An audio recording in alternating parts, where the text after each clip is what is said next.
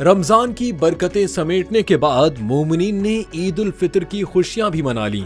ईद उल अजहा में भी चंद ही हफ्ते बाकी। ईद उल अजहा किस दिन होगी, पेशगोई कर दी गई। मुत्तहिदा अरब इमारात के माहिरीन फलकियात ने 6 जून बरोज जुमे को ईद उल अजहा की पेशगोई की है। एमिरेट्स एस्ट्रोनॉमी सोसाइटी के मुताबिक 27 मई की शाम को जिलहज का चांद नजर आने का इम्कान है। अगर पेशगोई दुरुस्त साबित हुई तो मुत्तहिदा अरब इमारात में 28 मई को जिलहज के महीने का पहला दिन होगा। मुत्तहिदा अरब इमारात के सरकारी तातील के कैलेंडर के मुताबिक यौम अरफात और ईद उल अजहा के लिए छुट्टी जिलहज की 9 से 12 तारीख तक होगी, जो 4 दिन की छुट्टी के बराबर है। दूसरी जानिब माहिरीन फलकियात ने पाकिस्तान में चांद के इब्तिदाई हिसाबात की बुनियाद पर ईद उल अजहा के लिए 7 जून 2025 बरोज हफ्ते का इम्कान जाहिर किया है।